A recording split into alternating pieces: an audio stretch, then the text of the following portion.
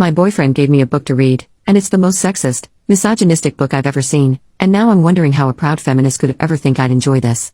I, 25 female, met my boyfriend, 37 male, in our master's program. We became friends over this past year, and started dating and becoming serious shortly before I left the state for a summer internship. He gifted me a book to read, saying it was one he liked.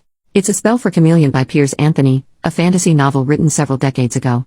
I knew nothing about it prior, and began laughing at it 2 pages in because of how ridiculous the writing was, especially about women.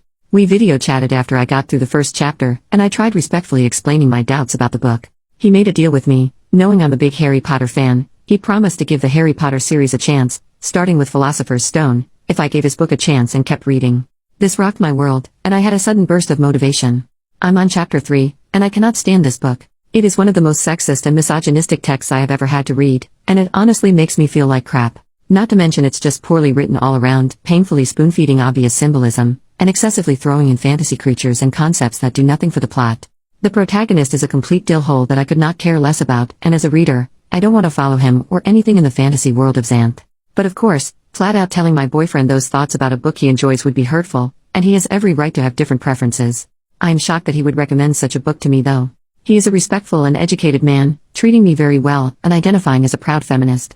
This recommendation was out of left field. Does he not remember how hurtful the author's writing on women is? Did he read it at a young age, and has since grown? I can't expect him to hold his end of the bargain and read Harry Potter, which is fine, especially if it means not having to put myself through Piers Anthony's poor excuse for writing ever again. I like my boyfriend a lot.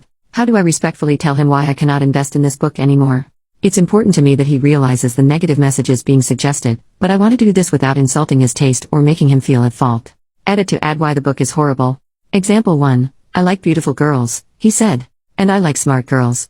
But I don't trust the combination.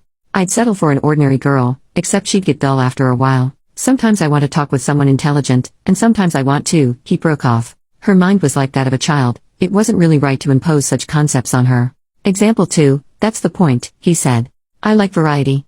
I would have trouble living with a stupid girl all the time, but you aren't stupid all the time.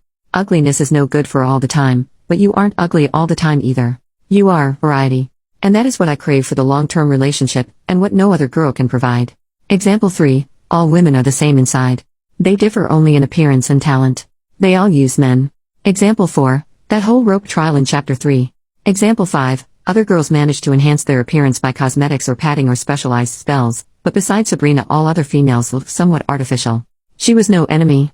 This was the PG. 2 example I mentioned. Example 6, there was much more of her he longed to see, and to touch, but that could come only after marriage. She was that sort of girl, and it was part of her appeal. The girls who had it didn't need to put it on casual display. PG. 3. Update 3 days later. I went through every comment, and took them all into consideration. Thank you all for your thoughts. We video chatted the other night, and the topic came up.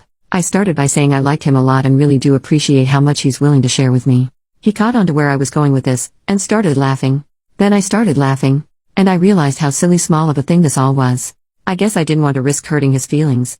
When the reason why I didn't like the book came up, I explained, and he totally understood. It's been at least a decade since he's read the book, and he can see where I would feel uncomfortable. He will still consider reading the first Harry Potter book, since I gave his book a chance.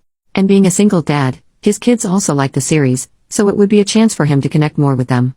I ended by saying that I hope this doesn't discourage him from sharing more things he likes. He said, if anything, it encourages me to find more that you'll appreciate. Cue heart flutters. New update 8 years later, hi.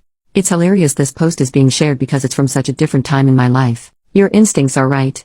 This relationship only lasted a monthish after this post.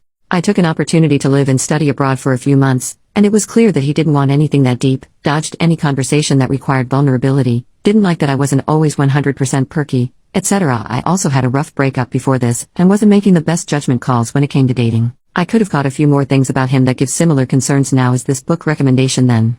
So I called it off. Oh my god, then he suddenly wanted to make it work, and kept it up for over a year after the breakup. We weren't even together that long.